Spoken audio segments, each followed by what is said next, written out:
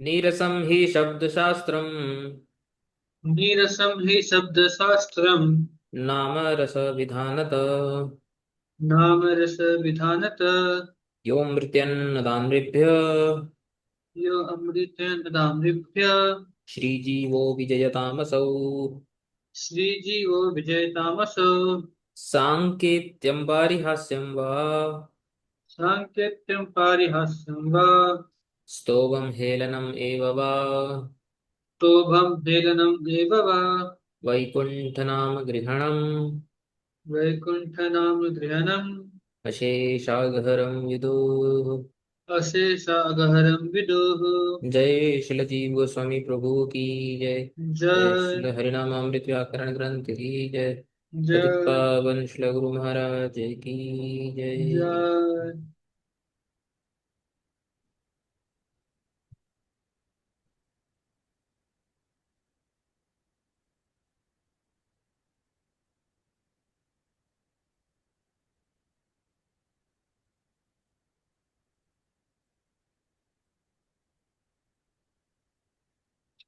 ठीक है, हम संप्रदान कारक का अध्ययन कर रहे हैं।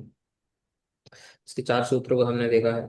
सबसे मुख्य सूत्र जो है, प्रदेयाभिसंपद्यमानम संप्रदानम। दान क्रिया में, जब दान क्रिया होती है उसमें जो ग्राहक होता है उसकी संप्रदान संज्ञा होती है। तो हमने अप्रदेयम आत्यंतिक देयम इन सब पदों के ऊपर विचार किया था, और तीन प्रकार के संप्रदान कारकों के ऊपर भी विचार किया। अब जब आत्यंतिक देयम नहीं होगा तो संप्रदान नहीं होगा, वो सब हमने देखा। और संप्रदान एक चतुर्थी, संप्रदान कारक का विधान करने के लिए व्याकरण शास्त्र में चतुर्थी विभक्ति का प्रयोग होता है। और पिछली बार हमने दो सूत्र पढ़े थे। बाकी के जितने भी सूत्र हैं, कुछ कुछ धातुओं और कुछ कुछ अर्थों के प्रसंग में ज्यादातर कर्म के बाधक के रूप में आते हैं। कभी कभी कर्म के बाधक के रूप में, कभी कभी षष्ठी संबंधक के बाधक के रूप में। तो हमने पिछली बार पढ़ा रुचि अर्थैरिच्छन। रुचि और स्वद ऐसे धातुओं के अर्थ में जो, जिसके अंदर रुचि उत्पन्न होती है। कृष्णाय रोचते स्वतदेवा दुग्धम। और ये अन्य कर्तृक अभिलाष है, याद है ना, अन्य कर्तृक अभिलाष रुचि ही। ये दूध जो है इस उदाहरण में वो रुचि पैदा कर रहा है कृष्ण के अंदर। अगर स्वकर्तृ अभिलाष होगा तो फिर, अगर वैसा बोलने का यदि इच्छा होगी, विवक्षा होगी, तो फिर उसमें संप्रदान नहीं लगेगा, फिर उसमें कर्म ही लगेगा। कृष्णम इच्छति, कृष्ण इच्छति कर्म नहीं उसमें। तो इच्छति में सुकर्ता स्वयं होगा तो प्रथमा ही आएगी। कृष्ण अभिलषति, कृष्ण इच्छति इत्यादि। याद है ना। हाँ।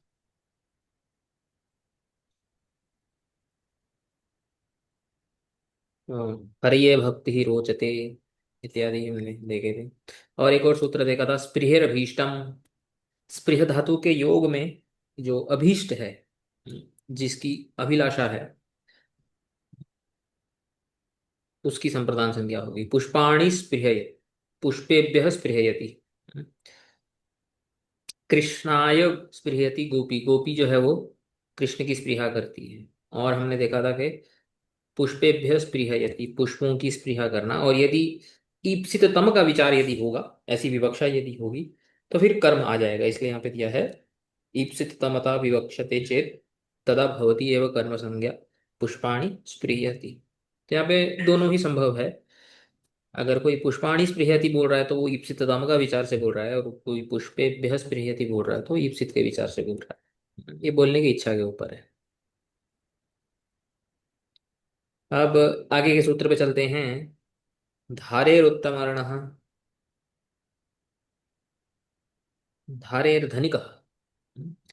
यहाँ पे हरिनामामृत में व्याकरण में आया है धारेर धनिकः, और यहाँ पे आया है धारेर उत्तमर्णः। तो एक ही शब्द, एक ही अर्थ है दोनों का, दोनों शब्दों का। धारी धातु जो है वो ध्रिय धरणे जो धातु है उसमें णी प्रत्यय लगाकर जो अतिदेशिक धातु बना है धारी, वो धातु है ण्यंत, ण्यंत धातु। देखा था हमने, ऋणी प्रत्यय, सन प्रत्यय, वो सब जो प्रत्यय हमने सनादि प्रत्यय देखे थे। तो उसमें सो अणि प्रत्यय लगाकर धारी, अणि प्रत्यय कौन से अर्थ में रखता है? प्रेरणा, प्रेरणा अर्थ के प्रयोग में। तो धारयति हम्म, इति धातोः प्रयोगे, इस धातु के प्रयोग में यह ऋणम ददाति तत्कारकम संप्रदान संज्ञम भवति। तो बेसिकली ये ऋण के अर्थ में है। जब ऋण होता है तो एक देने वाला होता है और एक लेने वाला होता है। तो जो ऋण देने वाला है उसकी संप्रदान संज्ञा होती है कब? जब धारी इस धातु का प्रयोग होता है, तो उसी के ही, इसी धातु के ही प्रयोग में ऐसे संप्रदान संज्ञा आएगी। यथा देवदत्त यज्ञदत्ताय शतम धारयति। यहाँ पे याद रखना कि जो ऋण देने वाला है उसकी संप्रदान संज्ञा हो रही है। तो देवदत्त यज्ञदत्ताय शतम धारयति, देवदत्त यज्ञदत्त से 100 रुपये लेता है, ये इसका अर्थ ऐसा है। हम्म, तो इसके पद का भी विचार करेंगे, एक एक पद का विचार, पद विच्छेद करके कि धारयति से क्या अर्थ बन रहा है एग्जैक्टली। तो धारणे, ये जो धातु है भवादिगण का, इति अस्मात् धातो हो णिच प्रत्यय कृते धारी इति यह आतिदेशिक धातु सिद्ध्यति, तस्य संदर्भेण प्रकृत सूत्रेण संप्रदान संज्ञा उक्ता अस्ति। तो ये तो भी मैंने बोला कि जो ध्रिय धरणे जो धातु है उसमें मणि प्रत्यय लगाकर जब धारी बनता है, वो जो अतिदेशिक धातु है उसके प्रयोग में, जैसे यहाँ पे हम देखें, जो धातु पाठ है इसमें ध्रिय धारणे धातु जो है, ध्रिय धारणे धातु, धारण करना, धरती इत्यादि। तो इसमें जो अणी लगता है, हणिजंत करतरी, तो ये धारी बन जाता है ऋणी लगकर।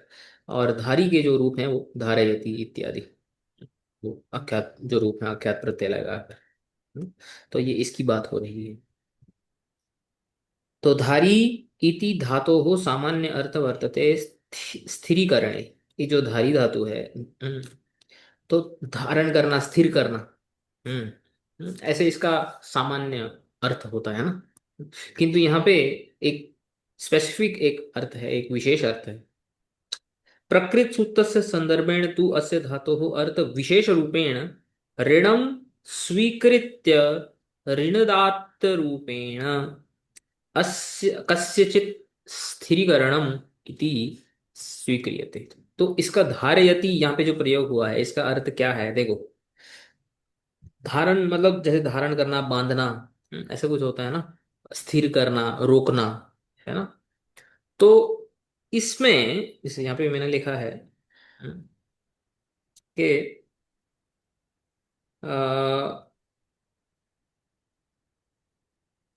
हाँ, तो it has many meanings but in this context the meaning of the sutra is, to bind the money lender.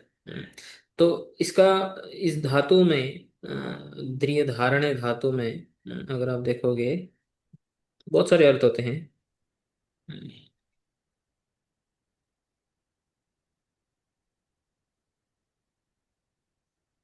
To possess, to hold, hold करना, धारण करना। हम्म तो अब यहाँ पे इस इस प्रसंग में, इस संदर्भ में जब धारयति शब्द का प्रयोग होता है तो कैसे होता है? ऋणम स्वीकृत्य, जैसे मान लो मैंने आपसे ऋण ले लिया है, ठीक है ना। तो आपने मेरे को ऋण दिया है और मैंने ऋण ले लिया है, अभी मैं ऋणी हो गया। अब मैंने क्या किया है, जब तक मैं ऋण नहीं उतारता तब तक मैंने आपको अपने आप से बांध लिया है। यानी जो है, मैंने आपको धारण कर लिया है। एक पॉइंट ऑफ व्यू से ऐसे देखा जाए तो, अगर वो धारण करने के कॉन्टेक्स्ट में यदि आप देखना है तो उस पॉइंट ऑफ व्यू से, स्थिरीकरण करने मतलब मैंने आपको जो है अपने साथ बांध लिया है, क्योंकि मैं बंध गया ना अभी, एक एक प्रकार के मान लो बंधन में बन गया, अब मैंने ऋण ले लिया तो। हम्म हम्म तो उस सेंस में यहाँ पे जो है धारयति का प्रयोग होता है। तो देवदत्त यज्ञ दत्ताय शतम धारयति, देवदत्त यज्ञ दत्त से 100 रुपये लेकर उसको बांध देता है, उसको अपने से बांध देता है। एक हिसाब वही से। जो ऋणी प्रत्यय लगाते हैं ना, तो प्रेरणा के अर्थ में लगता है ना। हाँ, तो प्रेरणा के अर्थ तो में लगता है ना, तो वो यहाँ पे वो क्या बोल रहे हैं देखो कि यथा कश्चन देवदत्त यज्ञ दत्तात् 100 रुप्यकाणि, 100 रुपये या जो भी बोल लो, ऋण रूपेण स्वीकरोति चेत देवदत्तः यज्ञदत्तं ऋणे स्थिरीकरोति इति उच्यते। अपि च एतादृशम् अर्थं प्रकटीकर्तुं धारी इति धातोः यदा वाक्ये प्रयोगः भवति तदा उत्तमर्णस्य इति उक्ते यस्मात् ऋणं स्वीकृतं तस्य संप्रदानसंज्ञा भवति। अनेन प्रकारेण यज्ञदत्ताय शतं धारयति इति प्रयोगे सिद्ध्यते। अत्र देवदत्तः ऋणस्य स्वीकर्ता और यज्ञदत्तः ऋणस्य दाता इति शब्दः प्रयोगः क्रियते। प्रकृत सूत्र से, हाँ ये तो चलो आगे देखते हैं। तो ये जो आप बोल रहे हो, ये तो वही लिखा है जो भी हमने पढ़ा। जो आप बोल रहे हो कि प्रेरणा, बांधने की प्रेरणा देना, धारयति, हम्म, ऐसा बोल रहे हो आप ना। तो उस सेंस में यदि हम थोड़ा इसके ऊपर विचार करें, है ना, हम्म,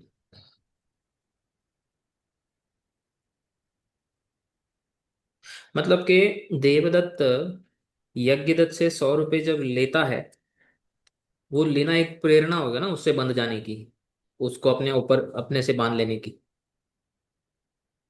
इंस्पिरेशन होगी ना वो उसको। मतलब जैसे देवदत्ता। जैसे जैसे अगर मैंने आपसे कुछ पैसे ले लिए उधार में, हम्म, तो मैंने आपको एक प्रकार की प्रेरणा दे दी है कि अभी आप मेरी प्रति बन गए हो, आप जो है मेरे से पूछोगे भाई कब उधार दे रहा है, कब वापस दे रहा है ना। तो प्रेरणा किसने दी? मैंने ही दी है, किस कार्य से? पैसे लेकर। तो हम्म। लगभग उस सेंस में यहाँ पे जो है णी के साथ प्रयोग हुआ है, धारयति।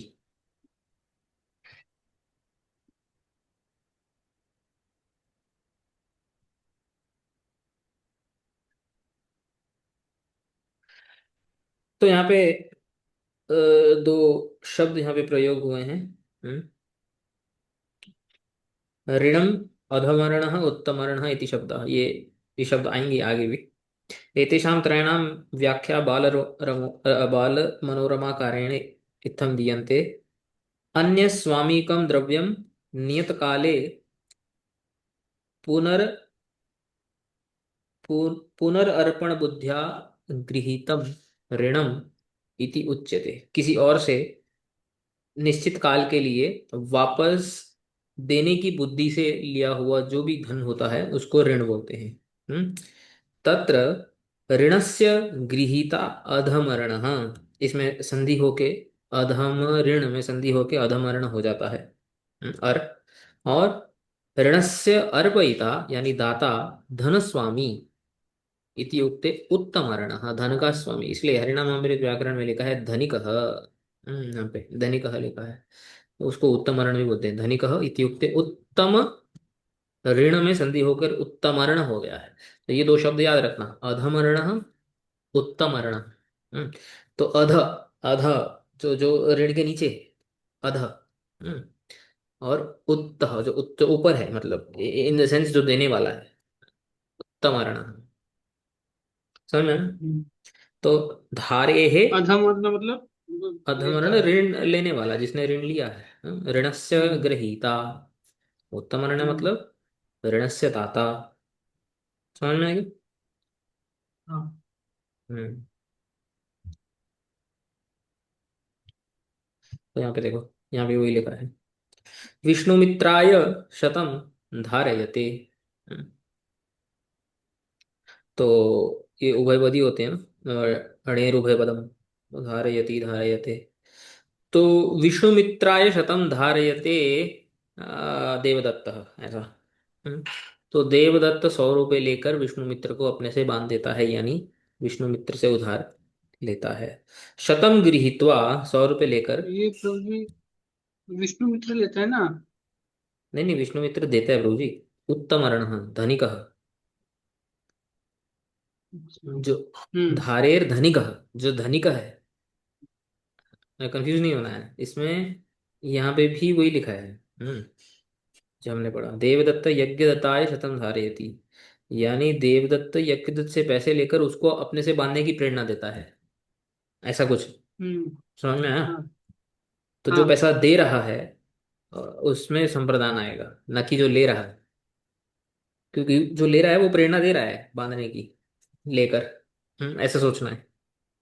तो ये बहुत हाँ। स्पेसिफिक यूज केसेस हैं, संप्रदान संज्ञा के, इसलिए सूत्र बनाए हैं इनके ऊपर। तो ये सूत्र याद रखने हम्म। पड़ते हैं। हम्म। तो विष्णुमित्राय शतम धारयते, शतम गृहीत्वा देयत्वेन स्वीकुर्वन् आस्ते है इति अर्थः। 100 रुपये लेकर जो देने वाला है, मतलब 100 रुपये उससे स्वीकार किए हैं, ऐसा इसका अर्थ है।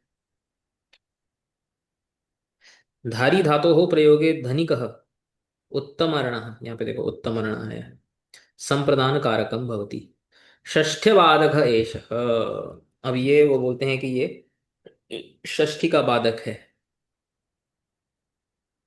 अगर ये सूत्र नहीं होता तो यहाँ पे षष्ठी आ जाती थी।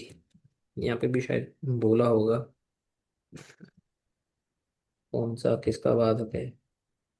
षष्ठ्याम प्राप्तायाम वचनम, तो यहाँ पे बोल रहे हैं कि षष्ठी का वचन है, तो नहीं तो होता था विष्णु मित्र से शतम धारयते, विष्णु मित्र से 100 रुपये लेकर।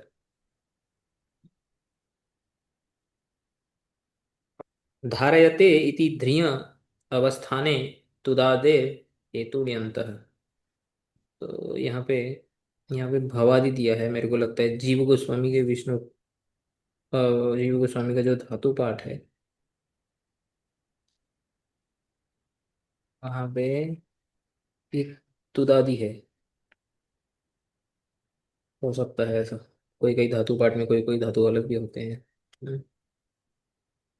स्वरूपेण अवस्थापयति इति काशिका। हम्म। काशिका कर क्या बोलते हैं।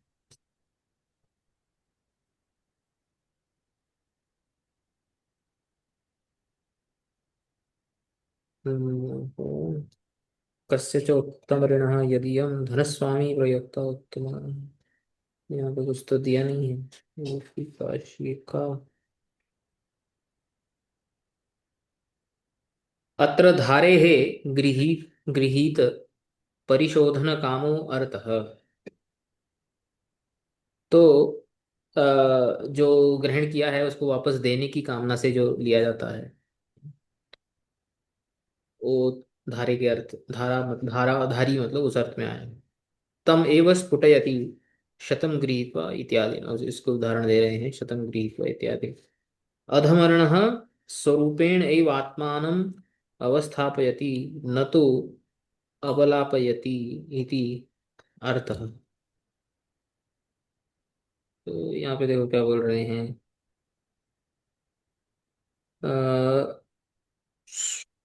स्वरूपेण अधमर्णः स्वरूपेण एव आत्मानम् अवस्थापयति।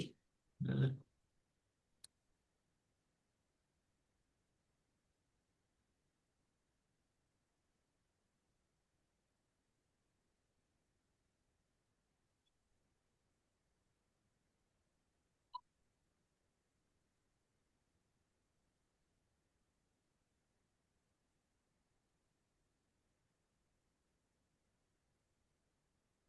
इसका यहाँ इससे यहाँ भी वही लिखा हुआ है, स्वरूपेण अवस्थापयति, रूपेण एव आत्मानम् अवस्थापित, मेरे को लगता है शायद वही बोल रहे हैं।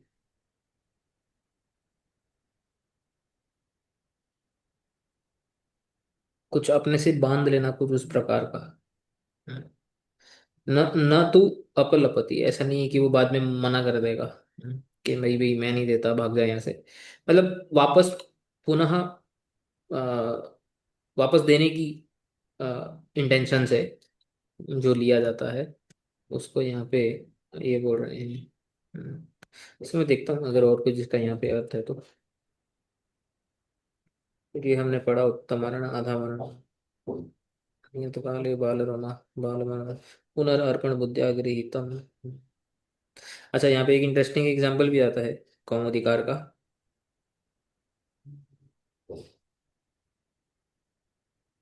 हम्म, प्रकृत सूत्र से कौमुदिकारेण दत्तम उदाहरणम अस्ति हरिः भक्ताय मोक्षम धारयति। देखो अब इसका अर्थ क्या बना, बताओ।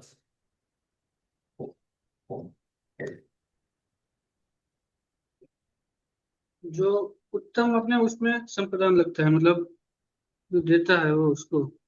हम्म, इसका अर्थ क्या होगा, सोच के बताओ। भक्त लोग हरि को ऐसा, मतलब संप्रदान तो भक्त को लगा है ना, तो भक्त तो उत्तम मतलब देने वाला है वो,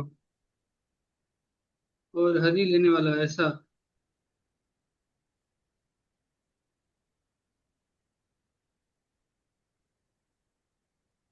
तो देखो संप्रदान किस में लगता है।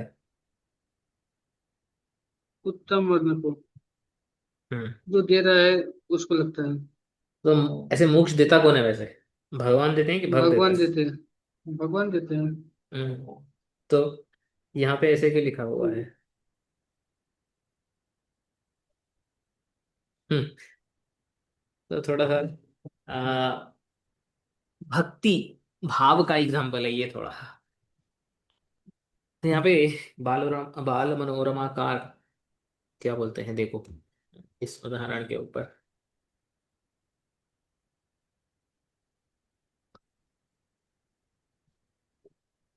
भक्ताय इति भक्त संबंधी यो मोक्षः अपरिमित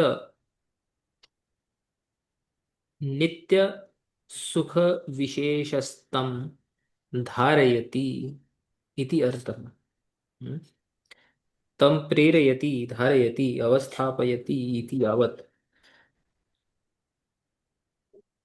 पूजयन् ही भक्तस्तुलसी दल आदि द्रव्यं प्रयच्छति तच्च गृहणन् तुष्टो हरिः तत् प्रदत् तत्प्रत्यद्रव्यं मोक्षदानेन निष्क्रिणाति। अभी देखो क्या बोल रहे हैं।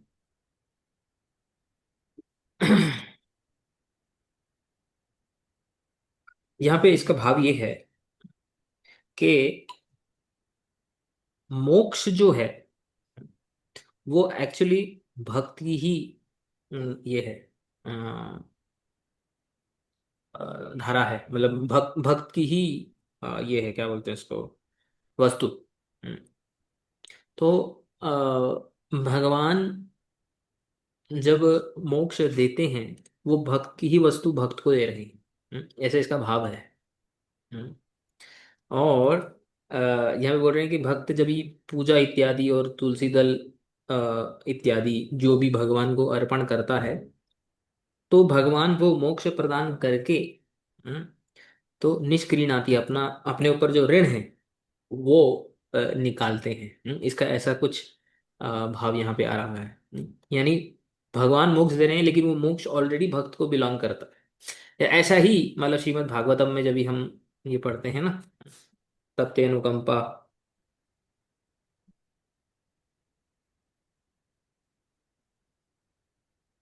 तो दाय भाग बोलते हैं ना यहाँ पे, मुक्ति पदे स दाय भाग, राइटफुल हायर, मतलब वो उसका दाय अधिकारी हो जाता है।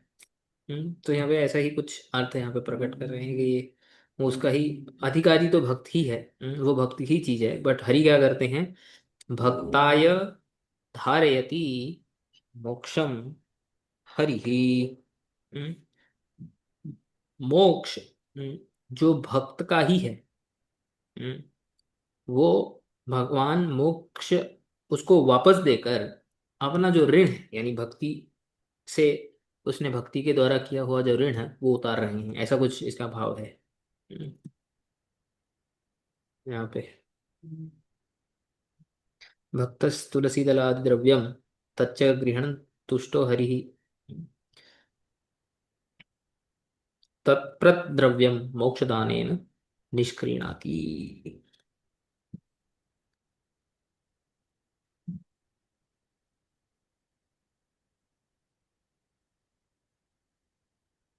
ठीक है, आगे बढ़ते हैं अगले सूत्र पर। क्रुद क्रुदादि अर्थानां यम प्रतिकोपः।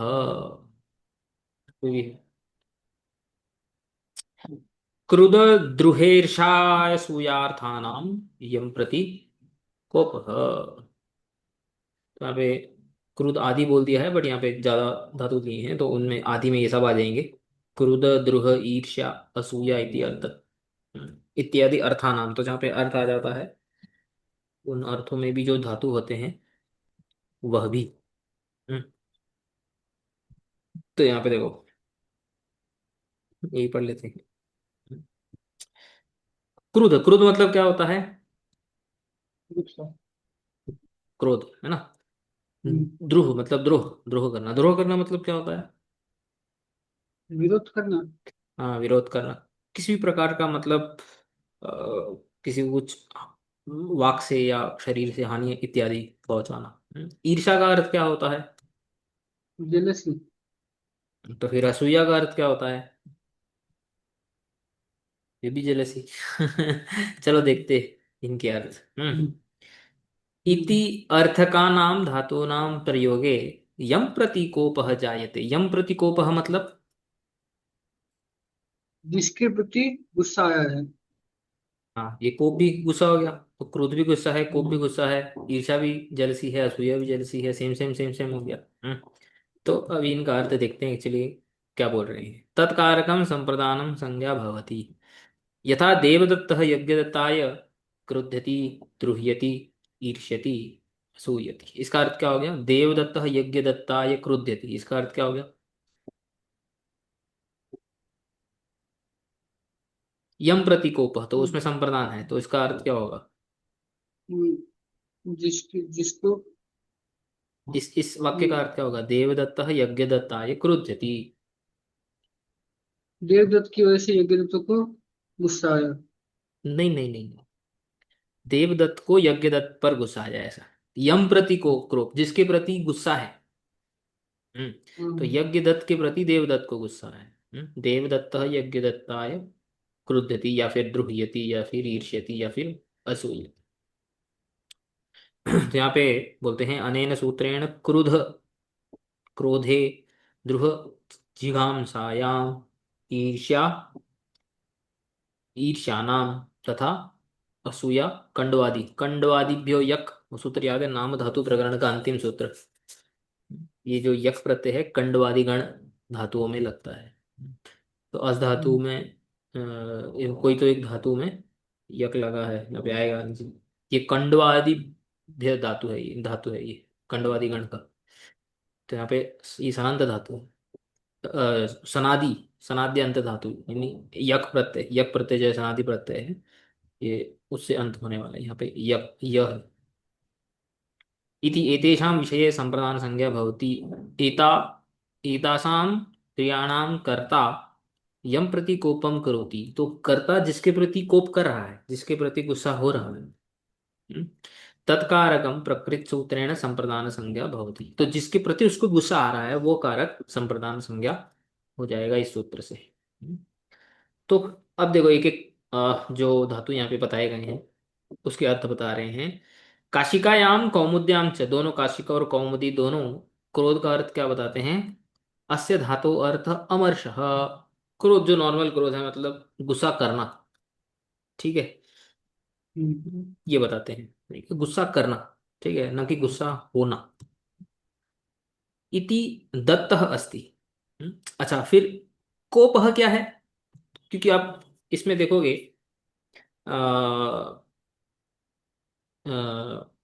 नॉर्मल कोश वगैरह, डिक्शनरी वगैरह में देखोगे आपको कोप और क्रोध लगभग एक ही दिखाई देगा।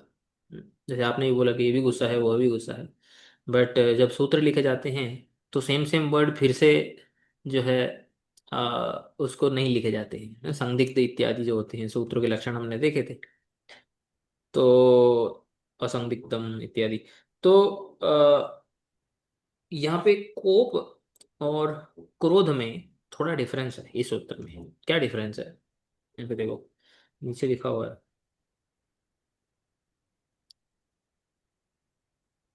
प्रकृत सूत्रे निर्दिष्टाः क्रुध द्रुह ईर्ष्या तथा असूया एतासां क्रियाणाम अर्थाः यद्यपि पृथक संति, इन सब का तो पृथक है, यहाँ पे ऊपर आएगा, अभी हम देखेंगे क्या क्या है।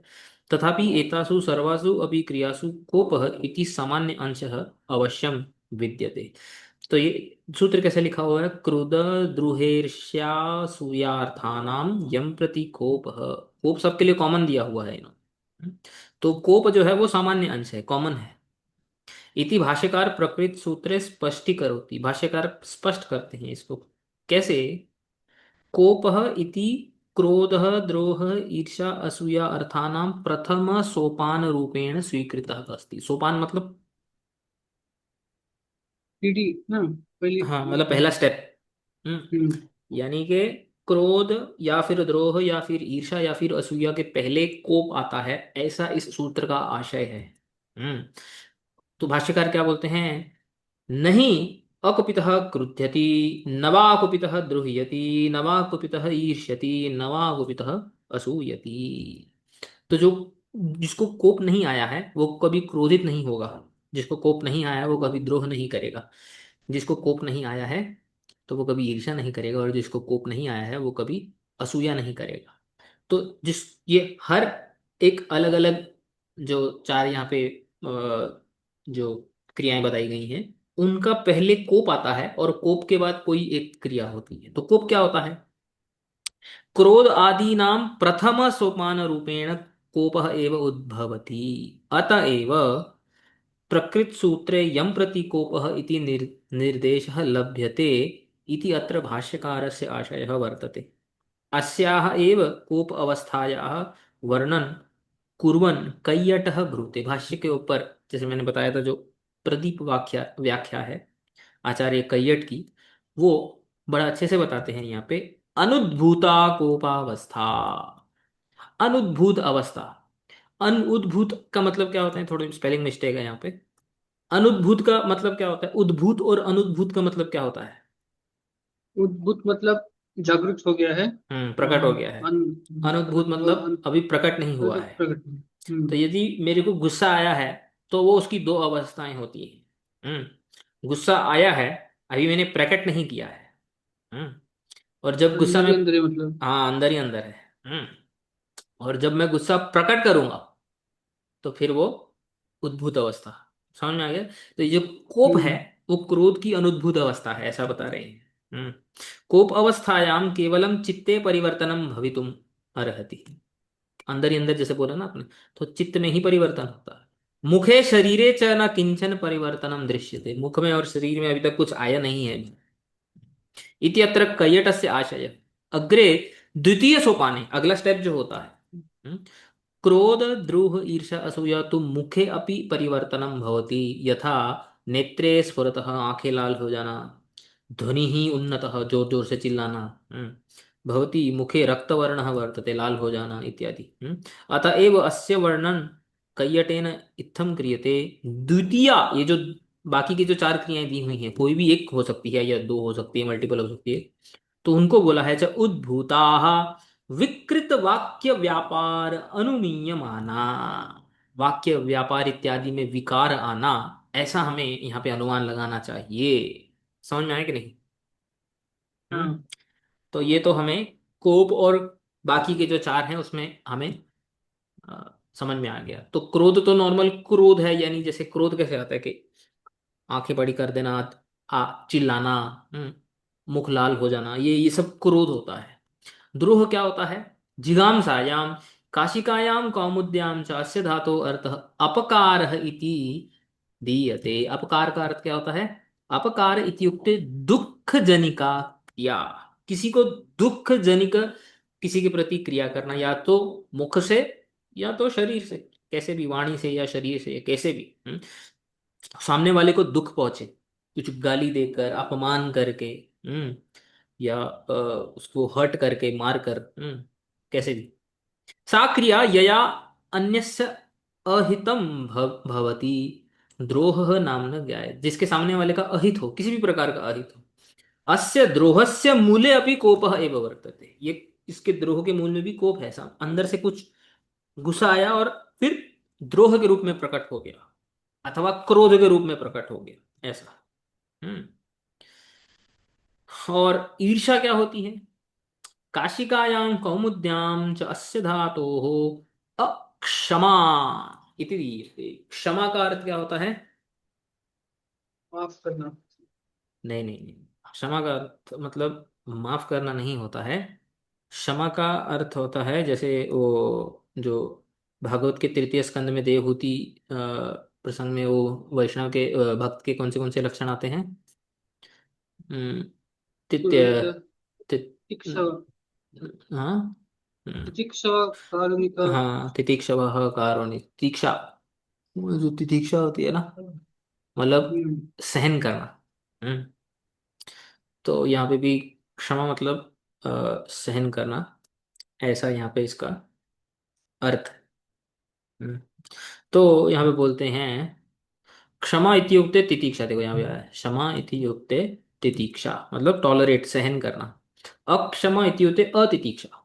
हम्म, प्रकृत सूत्र से संदर्भेण इदम असहनम, अन्यस्य उत्कर्षस्य प्रयोगे च विषये, किस चीज का सहन न कर पाना? किसी का जो उत्कर्ष हुआ है, प्रगति, किसी किसी किसी ने किसी कार्य में प्रगति की है, सांसारिक कार्य में या आध्यात्मिक कार्य में, ये कहीं पर भी उसको सहन न कर पाना। हम्म, तो वो दिख जाता है ना। जब हम सहन नहीं कर पाते हैं तो वो दिख जाता है, हम उसके बारे में पीछे पीछे बोलने लगते हैं, या उसको जो है किसी भी प्रकार का हम एक्शन जब करते हैं तो दिखने लग जाता है कि इससे सहन नहीं हो रहा है। ऐसे बोलते हैं ना, इसकी प्रगति इससे सहन नहीं हो पा रही है, तो वो दिखता है, उद्भूत अवस्था होती है तभी तो। अगर जब तक अंदर रखेंगे तो तब तक किसी को पता थोड़ी चलेगा क्या है। तो जब ये पता चलने लग जाता है कि ये व्यक्ति इसको सहन नहीं कर पा रहा है, इसकी प्रगति को, तो वो जो लक्षण जब वो व्यक्त करता है, उन लक्षणों को ईर्ष्या बोला जाता है। समझ में कितना जलता है इससे, वही जो जलन है। तो ये असूया क्या होता है फिर? हम्म, यहाँ पे बोलते हैं ईर्ष्या अपि प्रथम सोपान कोपः इति एव अस्ति। ईर्ष्या का भी जो प्रथम सोपान कोप ही होता है, अनुद्भूत कोप अवस्था। तो असूया क्या होता है? असूया का एक बहुत ही जो है ये असु इति प्रातिपदिकात, ये असु ये प्रातिपदिक है, मैं धातु धातु बोल रहा था। इस प्रातिपदिक पे यक प्रत्यय लगता है, यक का तो इत है, तो उसे असूय ऐसा बनता है, कंडवादिभ्यो यक, इस सूत्र से। इति सूत्रेण यक प्रत्यय कृते असूय इति धातु सिद्ध्यते। तो ये आतिदेशिक धातु है, सनाद्यंत धातु। काशिकायां कौमुद्यां च, और कोशकार भी इसका अर्थ देते हैं गुणेषु दोष आविष्करणम, गुणों में भी दोष निकाल लेना। सामने वाला व्यक्ति कितना भी उसमें गुण क्यों ना हो, इसके दोषों को प्रकट कर देना, दोषों का आविष्कार कर देना, गुणों में भी दोषों का आविष्कार कर देना, इसको बोलते हैं असूया। तो ईर्ष्या मतलब प्रकर्ष, जो सामने वाले का जो प्रकर्ष है उसको सहन न कर पाना, और असूया मतलब उसमें भी दोष देख लेना। कस्यचित गुणेषु अपि दोष दर्शनम, गुणों में दोष का दर्शन होना। इत्युक्ते द्वेष वृत्ति, द्वेष करना, असूया नामना ज्ञायते। अयमेव अर्थः असूयति इति धातुरूपेण अपि प्रकटीभवति। अस्याः असूयायाः अपि प्रथमः सोपानः कोपः एव अस्ति। तो असूया का भी प्रथम सोपान जो है वो कोप ही है, ऐसा बोल रहे हैं। ठीक है, समझ में आया कि नहीं? हाँ। तो फिर यहाँ पे बोलते हैं क्रुद्ध दुहि ईर्षा सूयार्थ इति शब्द से विषय, ये जो ये शब्द है क्रुद्ध द्रुहेर्षा सूया अर्थानाम, तो अर्थ तत्त जो समास है, सूत्रे उक्ते क्रुद्ध द्रुहेरिष ईर्ष्या सूयार्थानाम इति शब्द क्रुद्ध दुईर्षार्थ इत्यस्य षष्ठी बहुवचनम अस्ति। अर्थानाम, ये पूरे समास का षष्ठी बहुवचन है। ये जो प्रातिपदिक है क्रुद्ध द्रुहे ईर्ष्या सूयार्थ, ये कैसे बना है? इत्यत्र क्रुद्ध द्रोह ईर्ष्या से तथा असूया इति एतासाम इतरेतर द्वंद्व समास विद्यते। इसमें इतरेतर द्वंद्व समास से बना हुआ है, जिसमें क्रोध, द्रोह, ईर्ष्या, असूया इत्यादि जुड़े हुए हैं।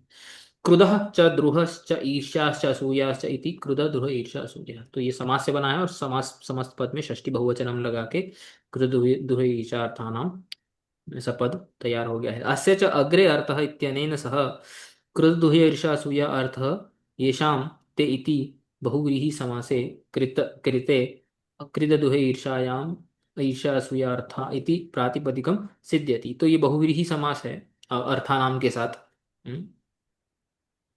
यानी कि ऐसा जिनका अर्थ है, क्रोध, द्रोह, ईर्ष्या, असूया, ऐसा जिनका अर्थ है, वे सारे के सारे धातु इस सूत्र में काउंट हो जाते हैं। अस्मिन् प्रातिपदिके विद्यमान से द्वंद्व समास से जानते अर्थः इति यत् पदम स्थापितम अस्ति तद द्वंद्वान्ते श्रूयमाणं पदम प्रत्येकम अतिसंबद्धते इति न्यायेन समासस्य प्रत्येकम पदम सह अन्वेति। ये जो अर्थ है, अर्थ शब्द जो आता है वो हर एक पद के साथ लगता है।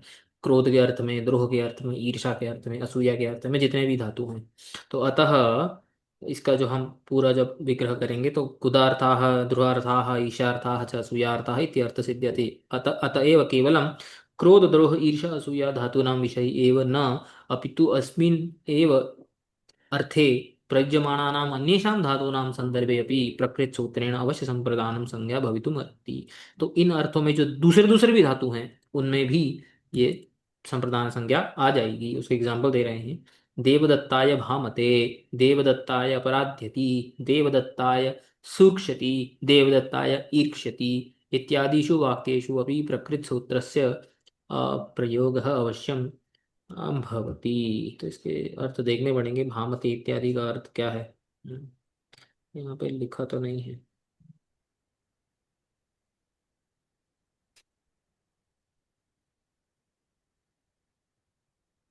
ऐसे ही कुछ होगा, उसका अर्थ बाद में देखते हैं। तो ये तो हमने पढ़ लिया। नहीं। हाँ, तो विषय प्रकृत सूत्र से प्रयोग भवेत वा अस्मिन् विषये वैयाकरणेषु।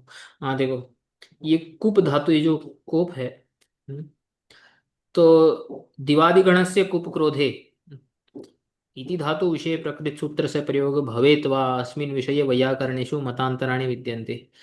अब इसमें मतांतर है कि भाई इसमें तो कोई डाउट नहीं है, क्रोध, द्रोह, ईर्षा और असूया। तो यम प्रति कोप, अच्छा कोप का क्या करें? क्या कोप धातु के प्रयोग में भी इस इस सूत्र का प्रयोग हो सकता है कि नहीं हो सकता है? इसमें वैयाकरणों का मतांतर है। नागेश जो हैं अपने लघु शब्देन्दु शेखर में बोलते हैं, कुप धातु हो योगे प्रकृत सूत्र से प्रयोग न भवति। इति स्पष्टीकृत्य षष्ठी शेषे इत्यनेन षष्ठी विभक्तेः प्रयोगं कृत्वा देवदत्तस्य कुप्यति इत्यस्य प्रयोगस्य साधुत्वं प्रतिपाद्यति। तो आचार्य नागेश के मत में तो ऐसा है कि नहीं कर सकते उसका, कुप धातु के प्रयोग में। बालमनोरमायाम अपि अस्य एव पक्षस्य समर्थन कृत्वा, तो बाल रमाकार भी इसी पक्ष का समर्थन करते हैं। परंतु माधवीय धातु वृत्ति प्रक्रिया सर्वस्व ग्रंथे च हरये कुप्यति ही, देवदत्ताय कुप्यति ही इत्यादीनि उदाहरणानि अपि साधुरूपेण प्रदर्शितानि लभ्यन्ते। अतः एतेषां ग्रंथ कर्तॄणां मतेन कुप धातोः संदर्भेण अपि प्रकृत सूत्रस्य प्रयोगः अवश्यं भवितुम् अर्हति। तत्वबोधिन्यां वैयाकरण भूषण सारे तो द्वौ अपि पक्षे प्रदर्शिते। तो माधवी वृत्ति, माधवी धातु वृत्ति और प्रक्रिया सर्वस्व कौमुदी, इनके जो रचयिता हैं वो बोलते हैं कि ऐसा भी हो सकता है। और तत्वबोधिनी और वैयाकरण भूषण सार इत्यादि ग्रंथों में दोनों ही पक्षों के बारे में बोला। ठीक है, जिसको जो मानना है मानो, जिसको जो नहीं मानना है मत मानो। ठीक है। तो एक लेवल के बाद फिर मतांतर होना शुरू हो जाते हैं। तो फिर वो फिर प्रौढ़ व्याकरण हो जाता है। कि नहीं ऐसा होगा और ऐसा होगा, नहीं होगा, ये होगा, वो होगा। तो वो लेवल छोड़ देने का, भक्ति के लिए उतने स्तर पे जाने की जरूरत नहीं है। अगर खाली भक्ति शास्त्र इत्यादि साहित्य आदि पढ़ने की इच्छा है, तो फिर उसके बाद वैयाकरण क्या करते हैं, आपस में मतांतर इत्यादि कर करके एक दूसरे को सही गलत इत्यादि ये करते। अपना पक्ष जो है सामने रखते रहते हैं। दुष् धातु विषये प्रकृत सूत्र से प्रयोग। अदादिगणस्य दुष् अप्रीतौ अस्य धातोः मूल अर्थ अप्रीति अनभिनन्दनम् इत्युक्ते निन्दा इति अस्ति। अयम् अर्थः क्रोधः द्रोह ईर्ष्या असूया इति एतेभ्यः पृथक् वर्तते। निंदा करना इन सबसे अलग है, अप्रीति करना। अतः च दुष धातु विषये प्रकृत सूत्र से प्रयोग नैव करणीयः इत्यत्र वैयाकरण वृंदे एकमत्यं वर्तते।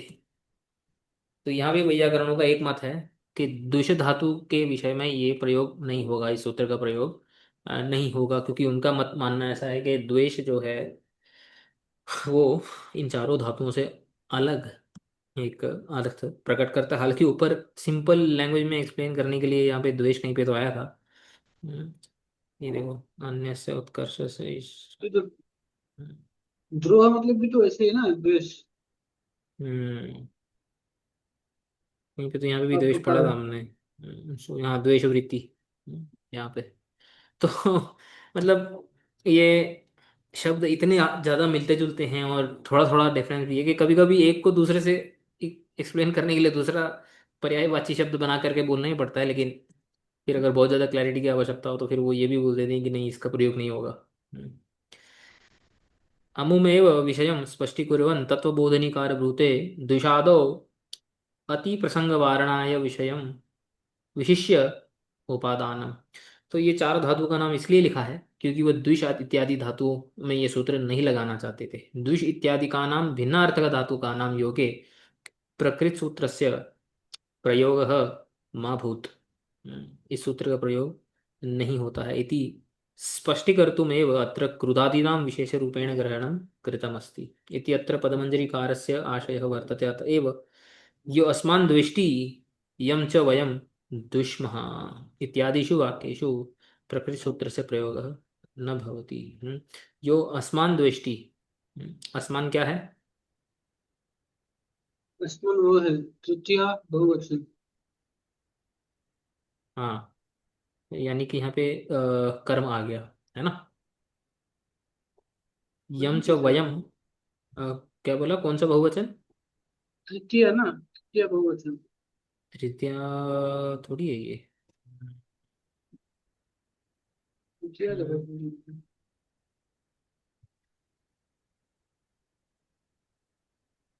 द्वितीय है ना, वही मैं बोल रहा था, द्वितीय है। तृतीय तो अस्मा भी ही होता है। हम्म, तो अस्मान हमें जो द्वेष करेगा, यम च वयम दुश्मन, उसको हम द्वेष करेंगे, ऐसा कुछ, तो उसको मैं द्वेष करूंगा, उसको हम, उसका हम द्वेष करेंगे, दुश्मन। हम्म, वो भी कर्म में आया है, तो यहाँ पे कर्म का प्रयोग करके वो बता रहे हैं कि यहाँ पे संप्रदान का प्रयोग नहीं होगा। क्रुद्धो ईर्षा असूयार्थानाम इति किमर्थम दुष इत्यादीनां विषये प्रकृति सूत्र से प्रयोग माभूत यथा यो अस्मान दृष्टि इत्यादि जो ऊपर बताया, इसलिए यहाँ पे नाम लिया। यम प्रति कोपः इति किमर्थम यत्र केवलम ईर्षा वर्तते परंतु स ईर्षा कमपि उद्देश्य न अस्ति तत्र कोप अभावात् प्रकृति सूत्र से प्रयोग न भवति। यथा कश्चन देवदत्तः स्वस्य भार्यायाः अन्यैः कृतं वीक्षमाणं नैवं सहते चेत् तस्य मनसि भार्यायाः कृते असहनम् अवश्यं वर्तते परन्तु तत्र विषये कस्यपि कोपः नास्ति। यस्यां स्थितौ प्रकृतिसूत्रस्य प्रयोगः न भवति। भार्याम् ईर्षति माँ एनम अन्याः द्राक्षित ये क्या बोल रहे हैं यहाँ पे? यम प्रति कोपः ऐसा क्यों बोला है इस सूत्र में? इसकी क्या आवश्यकता है यम प्रति कोप इस पद की?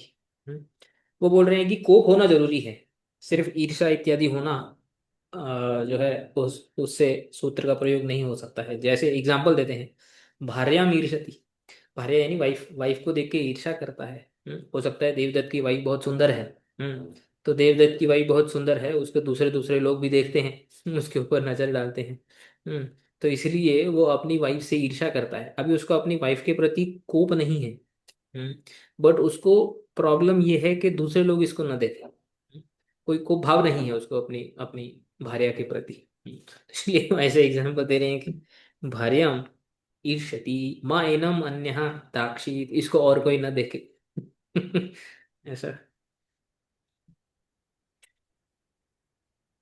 तो बाध्य बाधक भाव क्या है?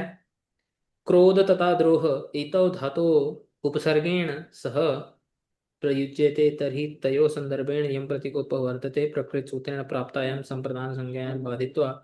इसका आगे वाला भी सूत्र पढ़ेंगे। इति अस्मिन् अग्रिम सूत्रेण कर्म संज्ञा विधीयते यथा देवदत्तम अभिक्रूयते उपसर्गम बिना प्रयुक्त एतयोः विषये प्रयुक्तस्य अवश्यमेव भवति। आगे वाले सूत्र का बाध्यबाधक भाव है। इसमें इस सूत्र का बाध्यबाधक भाव दिया है कि नहीं, देखते हैं। तो यहाँ पे देखो, यहाँ पे भी पढ़ लेते हैं। क्रुद्ध आदि अर्थानाम यम प्रतिकोपः, वही सेम सूत्र लिखा है, खाली वो पुराना लिख करके क्रुद्ध दुह ईर्षा असूया अर्थ ये सब ना लिख करके क्रुद्ध आदि बोल दिया है। कृष्णाय क्रुध्यति द्रुह्यति असूयति ईर्ष्यति कंस। कंस कृष्ण से गुस्सा होता है, कृष्ण के प्रति द्रोह करता है, कृष्ण से असूया करता है, कृष्ण से ईर्षा करता है इत्यादि। हम्म। तो इस उदाहरण में चारों शब्दों को पदों को डाल के बता दिया कि क्रोध आदि मतलब क्या है। क्रोधो अपराधा सहनम,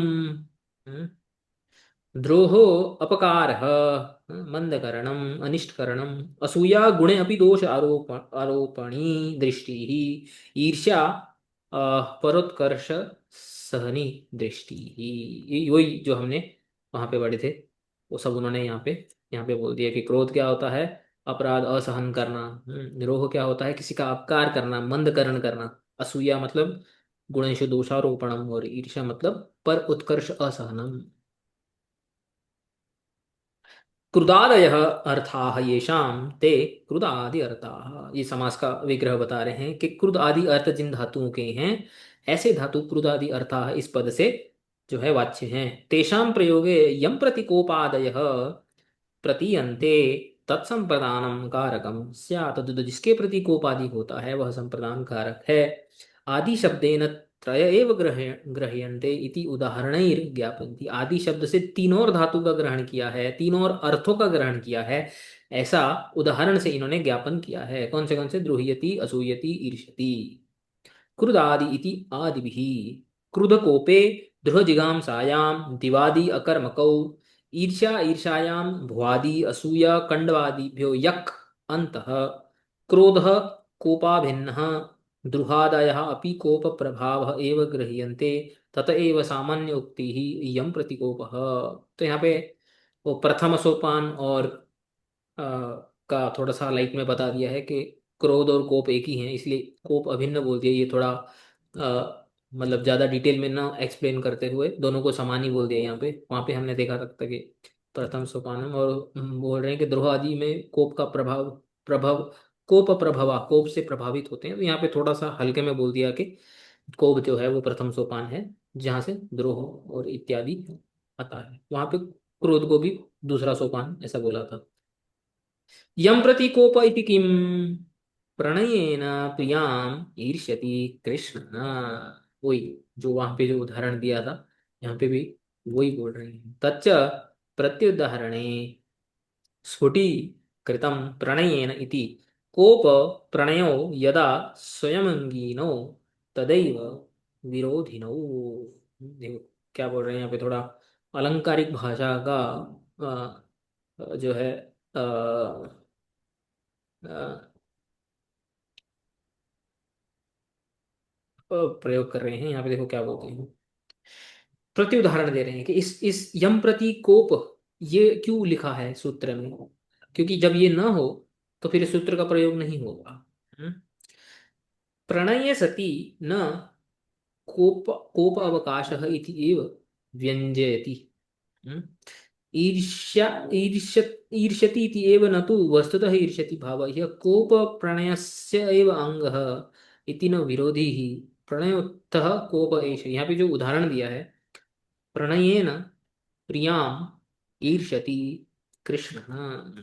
बताओ इसका अर्थ बताओ क्या है। प्रणयेन प्रियाम, प्रियाम यानी गोपीम, ईर्ष्यति ही ईर्ष्यति कृष्ण। गोपी हो चाहे बटरानी हो, चलो कोई भी हो, अपनी प्रिया को से कृष्ण ईर्ष्या करते हैं। लेकिन कैसे ईर्ष्या करते हैं? प्रणयन, प्रणय का मतलब क्या होता है? प्रणय प्रीति के द्वारा ऐसा। प्रीति, तो है ना। नहीं। तो अभी प्रीति और जो ईर्षा, ये दोनों एक साथ कैसे हो सकते हैं? प्रीति भी है और ईर्षा भी है, होता है ना ऐसा होता है। हम्म। कभी कभी हम किससे प्यार करते हैं उससे ईर्ष्या भी जताते हैं, कभी कभी होता है ना। तो वो जो ईर्ष्या होती है वो प्रेम का ही अंग होता है, एक्चुअली प्रीति का ही अंग होता है। समझ रहे क्या जैसे बोल रहे हैं? मान करते वैसे उसको बोल सकते क्या हम? हाँ, मान या किसी भी प्रकार का ईर्ष्या करना या जलन दिखाना, है ना। तो कभी कभी कोई प्रेमी और प्रेमिका यदि एक दूसरे के, ये लगभग वैसे ही एग्जाम्पल है जो हमने वहां पे भी पढ़ा था। देवदत्त भार्यम ईर्षति, कोई मेरी भार्या को न देखे। तो कभी कभी जब कोई अगर किसी की प्रेमिका से बात कर रहा है या किसी की प्रेमी से बात कर रहा है, अगर वो देखता है तो उसको ईर्ष्या होती है ना। तो ये ईर्ष्या से वो क्या व्यक्त कर रहा है? प्रणय ही तो व्यक्त कर रहा है। हम्म, कोप थोड़ी व्यक्त कर रहा है। कोप की ईर्ष्या तो अलग होती है। वो तो ईर्ष्या भले हम इसको ऐसा बोलते हैं ईर्ष्या कर रहे हैं, लेकिन एक प्रणय से उत्पन्न है और एक जो है कोप से उत्पन्न कोप है। से। तो यहाँ पे वही बोल रही है। कोप प्रणयो यदा स्वयं अंगिनो तदैव विरोधिनो। कोप और प्रणय यदा स्वयं अंगी, दोनों जब अंगी होते हैं, अंगी मतलब इंडिपेंडेंट, जैसे ना अंग अंगी, जैसे क्या बोलते हैं, हम्म, अ, भगवान को अवतारी बोलते हैं, जैसे अवतारी और हम्म अवतार, है ना। तो अवतारी और अवतार, है ना। तो श्री कृष्ण अवतारी हैं। हम्म, अवतारी का मतलब होता है इंडिपेंडेंट सोर्स। तो कोप और प्रणय जब दोनों इंडिपेंडेंट होते हैं, हम्म, जब अलग अलग होते हैं तभी वो विरोध, एक दूसरे का विरोध करते हैं। मतलब कोप अलग है और उसमें प्रणय मिक्स नहीं हो सकता है, जब अलग अलग हो। लेकिन जब एक साथ आते हैं हम्म तो कोप वो जो होता है वो प्रणय के अंग के रूप में आता है, यानी उस प्रणय की वृद्धि करता है एक्चुअली, उस प्रेम को बढ़ाता है। वो जो ईर्षा जिससे दिखाई जाती है, इसलिए बोल रहे हैं प्रणय सती न कोपावकाश। पर अगर प्रणय होता तो कोप तो हो ही नहीं सकता है। हम्म। हम्म तो इति एव व्यंजयति, इसी से यही ध्वनित होता है। ईर्ष्यति ईर्ष्यति इति एव न तु वस्तुतः ईर्ष्यति इति भाव, वस्तुता में ईर्ष्या नहीं है। इति कोपः प्रणयस्य एव अंगः, कोप जो है प्रणय का अंग है। ये दोनों अलग अलग नहीं है, अंगी नहीं है। न तो विरोधी, इसलिए वो विरोधी नहीं है। प्रणयोत्थ कोप एष, प्रणय से जागृत जो कोप है, प्रणय से प्रकटित जो कोप है, ये उसकी बात हो रही है। तो ये हम्म विरोधी नहीं है। तो इसलिए ऐसा जब होगा जब वास्तविकता में कोप नहीं होगा, वास्तविकता में द्रोह की भावना, ईर्ष्या की भावना एक्चुअली नहीं होगी, बल्कि प्रणय के अंग के रूप में आएगा, जैसे दोनों उदाहरणों में हमने देखा, तो फिर इस सूत्र का प्रयोग नहीं होगा। समझ में आ गया? हाँ तो इस सूत्र का एक मिलता जुलता भी और एक सूत्र है।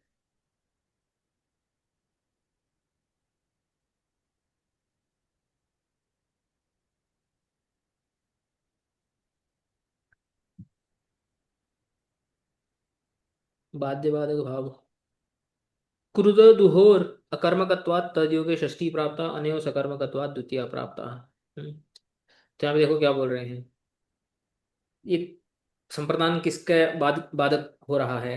क्रुद्ध दुह अकर्म, ये दोनों जो है अकर्मक है। क्रुद्ध और द्रुह, तो इनमें कर्म तो लग नहीं सकता। तो इनमें षष्ठी की प्राप्ति होने से संप्रदान संज्ञा बोला गया है, षष्ठी का बाधक है। और अनयो, और जो दूसरे जो दो हैं कौन से, ईर्षा और असूया, वो दोनों सकर्मक है। वो सकर्मक होने की वजह से जैसे देवदत्तम ईर्ष्यति, देवदत्तम असूयति, कर्म के बाधक के रूप में संप्रदान आया है। हम्म, और क्रोध और दोह में देवदत्त से क्रुद्धति, देवदत्त से द्रुह्यति, उसमें क्योंकि अकर्मक है तो कर्म तो आ नहीं सकता, इसलिए ये षष्ठी का बाधक है इन दो धातुओं के विषय में, दो अर्थों के विषय में। और बाकी के दो अर्थों के विषय में वो इसका कर्म का बाधक है। समझ में आया? तो बाकी के जितने भी हाँ जो जो हम पहले सूत्र को छोड़ करके, दान वाले सूत्र को छोड़ करके जितने भी हम सूत्र पढ़ रहे हैं, वो सब बाध्य बाधक के रूप में आ रहे हैं। हाँ?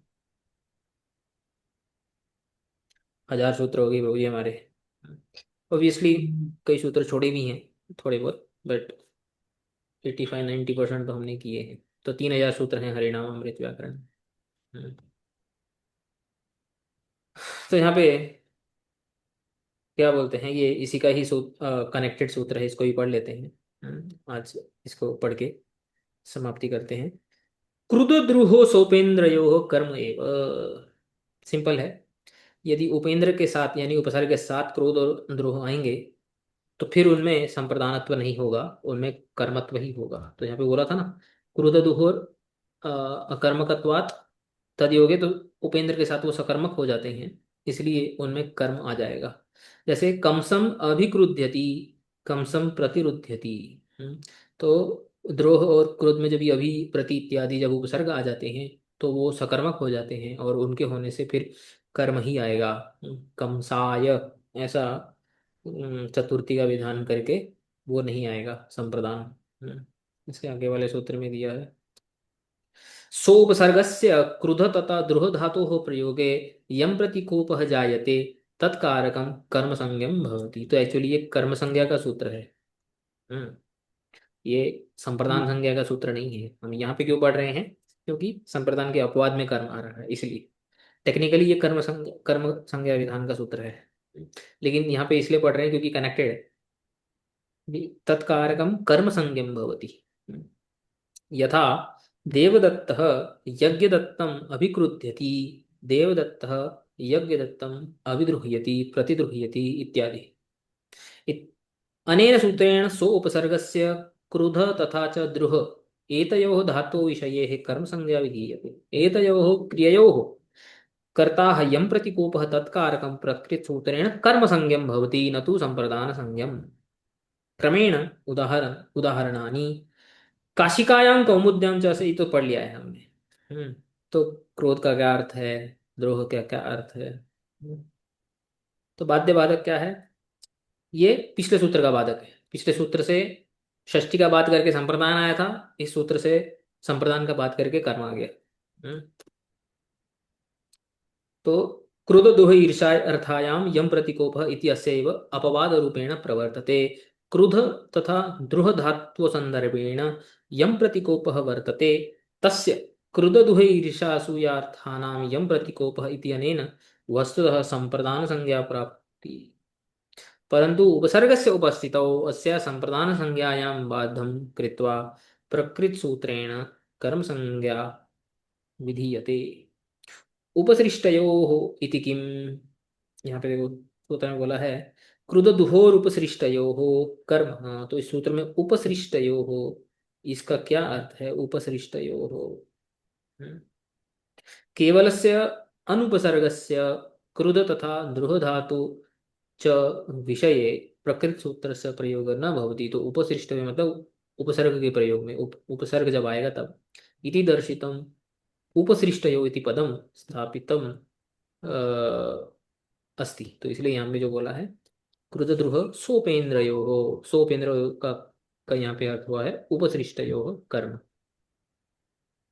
रूपेंद्र नहीं होगा तो पिछले सूत्र से देवदत्ताय क्रुध्यति यज्ञदत्ताय देवदत्ताय द्रुह्यति ऐसा प्रयोग बन जाएगा, कर्म ना आके संप्रदान हो जाएगा। सूत्र निर्माण से प्रयोजन, ये सूत्र का निर्माण क्यों किया गया है, प्रौढ़ विषय है, एक बार पढ़ लेते हैं।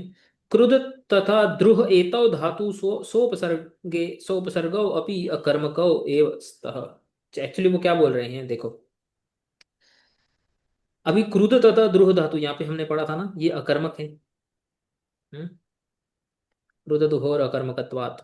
तो यहाँ पे क्या बोलते हैं कि क्रुद और द्रुह ये जो धातु हैं, ये उपसर्ग के साथ भी अकर्मक है। अतः एतयो विषये यम प्रतिकोप भवति तस्य कर्तुरीप्सितमं कर्म इत्यनेन कर्म संज्ञा नैव संभवति। एक्चुअली मैंने गलत बोला पहले शायद, मैंने बोला कि उपसर्ग के साथ वो सकर्मक हो जाते हैं। अगर उपसर्ग के साथ सकर्मक हो जाते तो फिर वो कर्तुरीप्सितमं कर्म, इससे ही कर्म संज्ञा आ जाती, सूत्र की जरूरत ही नहीं पड़ती थी। इसलिए यहाँ पे क्लैरिफाई कर रहे हैं कि उपसर्ग के साथ भी एक्चुअली वो अकर्मक ही हैं, केवल ऐसे प्रयोग के लिए हम्म, उनको कर्म, उसको कर्म संज्ञा इस सूत्र से दी जा रही है।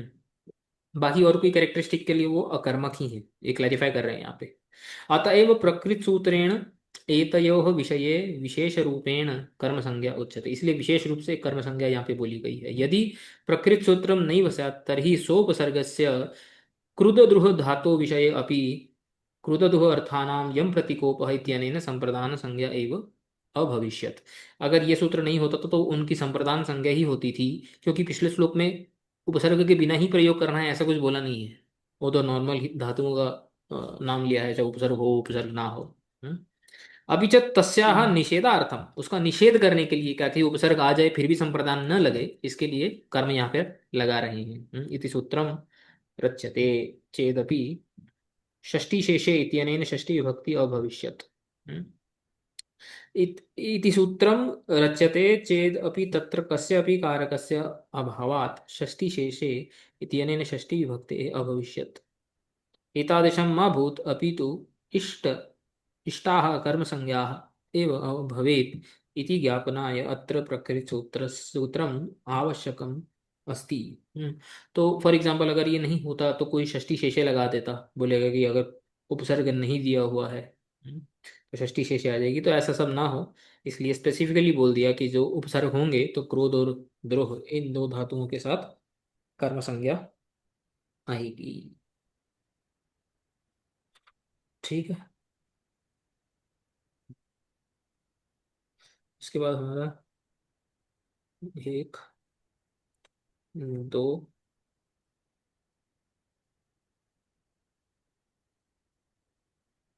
तीन, चार, चार सूत्र बचते हैं, नहीं पांच सूत्र बचते हैं इसके। ठीक है, तो देखते हैं अगले एक या दो में तो हो ही जाएगा संप्रदान समाप्त। ठीक है। वांछा कल्पतरुभ्यश्च कृपा सिन्धुभ्यैव च पतितानां पावनेभ्यो वैष्णवेभ्यो नमो